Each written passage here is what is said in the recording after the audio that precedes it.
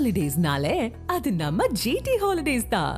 GT Holidays, South India's #1 travel brand. You know you are special when you're with GT Holidays. மொத்த தொகுதிகள்ல இப்போ NDA கூட்டணி கிட்டத்தட்ட 150 தொகுதிகள்ல முன்னிலை, India கூட்டணி 85 தொகுதிகள்ல முன்னிலை, ஜன்சுராஜ் 3, மற்றவை 3. இப்ப நம்ம அதுதான் பேசிக்கிட்டு இருந்தோம் திரு ஸ்ரீராம்.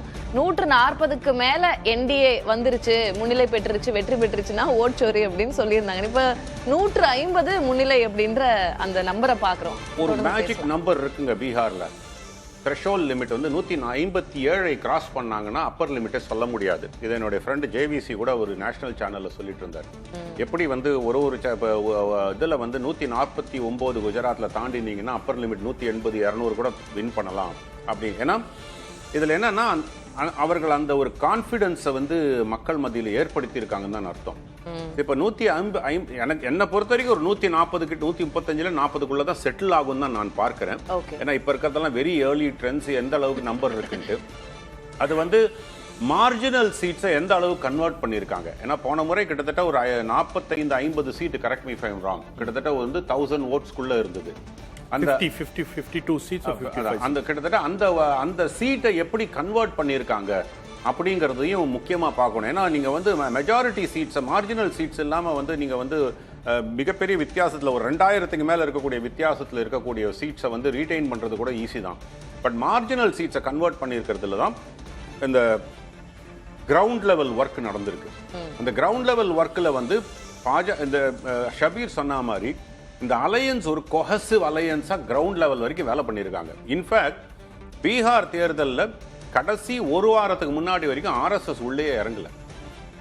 கடைசி ஒரு வாரம் அதுவும் ஆர்எஸ்எஸ் இறங்கினது எங்கன்னா அந்த சீமாஞ்சல் ஏரியா, அந்த வேர் கொஞ்சம் அந்த ஒரு இந்த மார்ஜினல் சீட்ஸோ இல்லைன்னா வந்து இவர்களுக்கு சாதகம் இல்லாத சீட்ஸ் எங்கே இருக்கோ அங்கே தான் ஆர்எஸ்எஸ்னுடைய பிரச்சாரங்கள் இறங்கியிருக்கிறதாக கள நிலவரம் சொல்லுது. அப்படி இருக்கும்போது பிஜேபி ஆர்ஜேடியினுடைய காரியகர்த்தாக்கள் மிகப்பெரிய அளவில் களத்தில் வேலை செஞ்சுருக்காங்க அப்படிங்கிறது தான் பார்க்க முடியுது. அண்டு 154 இப்போதைக்கு நம்ம பேசிகிட்டு இருக்கோம். என்னை பொறுத்த வரைக்கும் 150 தாண்டினா வந்து அது மிகப்பெரிய வெற்றின்னு தான் சொல்லுவேன். ஒரு 140-145 கிட்ட வந்தால் இட்ஸ் அக்செப்டபிள் விக்ட்ரின்னு தான் நான் பார்க்குறேன். ஆனால் இந்த மிரட்டல்லாம் நீங்கள் வந்து ஒரு ரெட்டோரிக்காக, ஒரு எக்ஸ்கியூஸாக தான் பார்க்க முடியும். அது ஏதாவது ஆட தெரியாதவங்க வந்து எனக்கு வந்து மேடை கோணலாக இருக்குன்னு சொன்ன மாதிரி அந்த ஒரு எக்ஸ்கியூஸாக தான் பார்க்க முடியுமே தவிர அப்போ நீங்கள் உங்களுடைய நேரேட்டிவை மக்கள்கிட்ட எடுத்துகிட்டு போக முடியலன்னு தான் பார்க்குறேன்.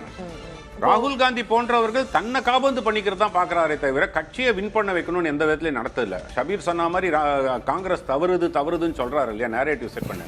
ஏன்னா ராகுல் காந்தி போன்றவர் என் தலைமையில் இருக்கக்கூடியதுக்கு நான் லூஸ் பண்ணலை, இவிஎம்னால லூஸ் பண்ண, ஓட்சோரினால லூஸ் பண்ண, இந்த மாதிரி வந்து ஒரு நொண்டி சாக்குகளை தான் அவர் முன் வச்சுட்டு இருக்காரு. அதை தாண்டி அவர்கள் யோசிக்க ஆரம்பிச்சாங்கன்னா ப்ராபப்ளி பெட்டரா பர்ஃபார்ம் பண்ணலாம். ஆனால் காங்கிரஸ் நாட்டுக்கு முக்கியம், ஒரு நேஷனல் பார்ட்டி முக்கியம் என்பதில் நான் ஒரு நேஷனலிஸ்டாக நான் ஃபீல் பண்றேன். அது அவர்கள் ஃபீல் பண்ணணும், அது முக்கியமா. திரு ஷபீர், காங்கிரஸ் ஆர்ஜேடி அவங்களுடைய அந்த கோஆக்சியேஷன் இந்த முறை அது சரியா ஒர்க் அவுட் ஆகல, களத்துல பிரதிபலிக்கல அப்படின்னு சொல்லுவீங்க. நீங்க சொன்னீங்க தேஜஸ்விய முதலமைச்சர் முகமாக அவங்க ப்ரொஜெக்ட் பண்ணது ஒரு நல்ல விஷயம், ஆனா மற்ற எந்த நல்ல விஷயங்களும் சரியா அவங்க செய்யல, ஒரு இணக்கப்பாடு இல்லை அப்படின்னு நம்ம புரிஞ்சுக்கலாமா இந்தியா கூட்டணி பிளாக்ல? நீங்க ஒரு தேர்தல் பிரச்சாரத்தை வந்து முன்னெடுக்கிறீங்க. தேர்தல் என்பது ஒரு களம் இல்லையா, நீங்க மக்களை வந்து ரீச் பண்றதுக்கு. நீங்க பீகார்ல நீங்க தேர்தல் பிரச்சாரம் பண்றீங்க அப்படின்னா அது வெறும் பீகார் மட்டுமே கிடையாதுல்ல. பீகாரில் இருந்து கொண்டு நீங்க இந்தியா முழுவதும் இருக்கக்கூடிய மாநிலத்தில் வெவ்வேறு மாநிலங்களில் இருக்கக்கூடிய மக்களை கூட ரீச் பண்ணுவதற்கான ஒரு பிளாட்ஃபார்ம். நீங்க அந்த இடத்துல இருந்து நீங்க உங்களால வந்து காங்கிரஸ் கட்சி தலைவர்களால ஸ்கோர் பண்ண முடியல அப்படின்றதே வந்து ரொம்ப மோசமான ஒரு விஷயம் இல்ல. ஒரு நேஷனலிஸ்ட், ஒரு தேசிய கட்சிக்கு ஒரு ஆர்ஜேடிக்கு வந்து பீகாருக்குள்ள நான் பேசினா ஓகே, எனக்கு வந்து பீகார் மக்களுக்கு போய் நான் பேசுறது ரீச் ஆனா ஓகே. ஆனா ஒரு தேசிய கட்சிக்கு பீகார்ல இருந்து அவங்க சொல்லக்கூடிய ஒரு விஷயம் வந்து தேசம் முழுவதும் பிரதிபலிக்கணும். பீகார்ல இருந்து பாஜகவுக்கு எதிராக நாம ஒரு விஷயத்தை பத்தி பேசுறோம் அப்படின்னும் போது அது மற்ற மாநிலங்கள்லயும் கவனிக்கக்கூடிய அளவுல அது இருக்கணும் அப்படின்ற அந்த களத்தை பயன்படுத்தி கொள்வதற்கு அவர்கள் ஏன் தயங்குகிறார்கள் அப்படின்றது ஒரு கேள்வி. இப்ப நான் என்ன கேட்கிறேன், ஒரு முதலமைச்சர் மு.க. ஸ்டாலின் போய் அங்க பிரச்சாரம் பண்ணாரு. ஆமா. அப்போ அது வந்து உங்களுக்கு பெரிய அளவுக்கு ஒரு இம்பாக்ட் இருக்காது. அங்க பீகாரிஸ் நிறைய பேர் வந்து தமிழ்நாட்டுல வந்து வேலை பார்க்கறாங்க அப்படின்னும் போது இவங்கெல்லாம் வந்து முதலமைச்சரா இருக்காரு, தமிழ்நாடுக்கு சீஃப் மினிஸ்டர் ஆயாக அப்படின்னு சொல்லிட்டு அவங்க வந்து இது பண்ணுவாங்க. பட் அதே ஒரு ராகுல் காந்தி வந்து தமிழ்நாட்டில் பிரச்சாரம் பண்ணா அந்த பிரச்சாரம் வந்து நாடு முழுவதும் ஈடுபடும். அப்ப ராகுல் காந்திக்கு இருக்கக்கூடிய ஒரு ஒரு ஒரு ஒரு ஃபேஸ் வேல்யூ இருக்கு இல்லையா, அது வந்து அதை அவங்க பயன்படுத்திக்கிறாங்களா அப்படின்னு பார்க்கணும். நீங்க பிரியங்கா காந்தியோடைய ஒரு ஸ்பீச் பீகார்ல பேசினது வைரல் ஆனது எங்க இருக்கு? இந்த தேர்தலில் நீங்க பாத்தீங்களா? அது பெண்களுடைய முகமாக, பெண்களுடைய வாக்குகளை வசீகரிக்கக்கூடிய ஒரு முகமாக பிரியங்கா காந்தி அடையாளப்படுத்தப்படுகிறார். இத்தனைக்கும் டிசைடிங் ஃபேக்டரே பெண்களுடைய எங்க இருக்காங்க இந்த முறை? எங்க இருக்காங்க பிரியங்கா காந்தி? பிரியங்கா காந்தியோட ரோல் என்ன? அப்போ இந்த கேள்விகள்லாம் வந்து உங்களுக்கு எழுகிறது. அப்போ ஆர்ஜேடி அவங்க வந்து ஒரு மாநில கட்சியாக ஆர்ஜேடி என்ன பண்ணணுமோ அதை அவர்கள் செய்கிறார்கள். நீங்க அவருடைய சக்திக்கு மீறி தான் வந்து இவர் ஒர்க் பண்ணியிருக்கார் தேஜஸ்வி யாதவ். ஆனால் அதே சமயத்துல அதை காம்ப்ளிமெண்ட் பண்றதுக்கான மற்ற இந்தியா கூட்டணி கட்சிகளுடைய நடவடிக்கை என்ன? ஒரு மம்தா பானர்ஜி ஏன் போய் அங்க பிரச்சாரம் பண்ணல? இப்போ ஒரு நம்ம அகிலேஷ் யாதவ் மட்டும் தான் பண்ணாரு.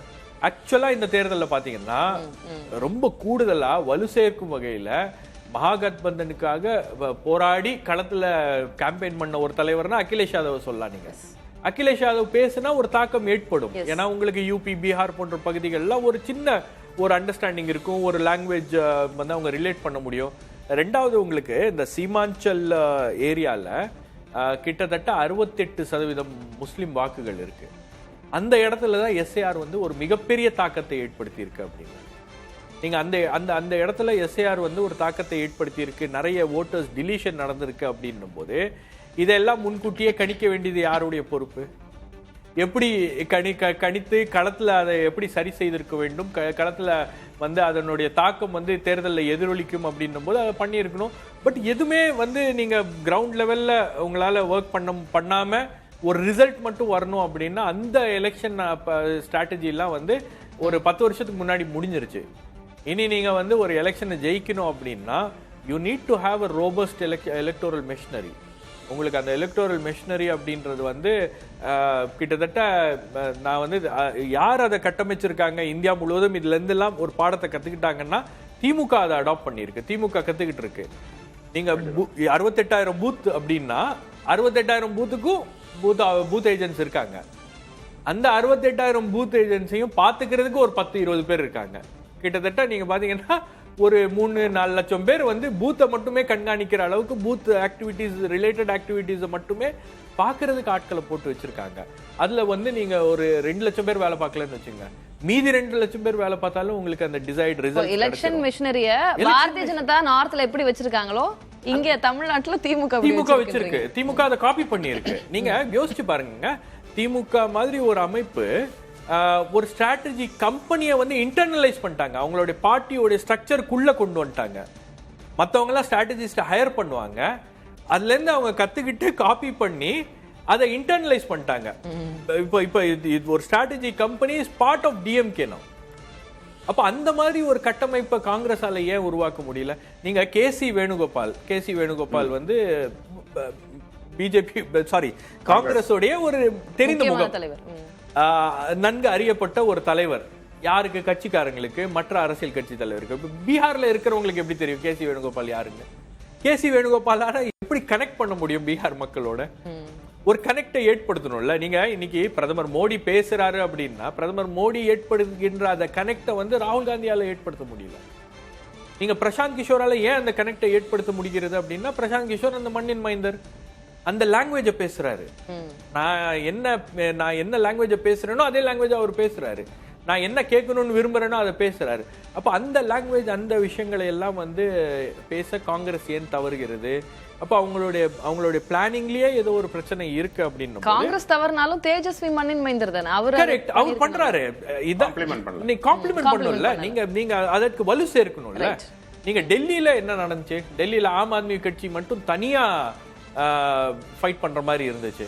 நீங்க கூட்டணியில வந்து 24ல இருந்தாங்க கூட்டணியில. பட் என்னாச்சு? அதுக்கப்புறம் வந்து பிரிஞ்சுக்கிட்டாங்க. நீங்க ஒன்னா சேர்றீங்க, பிரியுறீங்க, அப்படின்ற மாதிரி தானே நாமெல்லாம் வந்து இன்னொன்னு ஆக்சுவலா பாத்தீங்கன்னா இன்னொரு ஒரு 15-20 சீட்ல மகாகட்பந்தனுக்கு எதிரான கேண்டிடேட்ஸ் வந்து அதே கூட்டணியில இருந்து வெளியே போனவங்க எல்லாம் நிக்கிறாங்க. ஓகே, அதுவும் வந்து உங்களுக்கு ஒரு பெரிய பிரச்சனை. அந்த மாதிரி நீங்க ஒரு க்ளோஸ் எலெக்ஷன் லோக்கலா கிரவுண்ட்ல தாக்கத்தை ஏற்படுத்தல. இப்பவே இவங்க இவ்வளவு பிரச்சனை பண்ணிட்டு இருக்காங்க. நாளைக்கு ஆட்சிக்கு வந்தாங்கன்னா எப்படி இருக்கும்?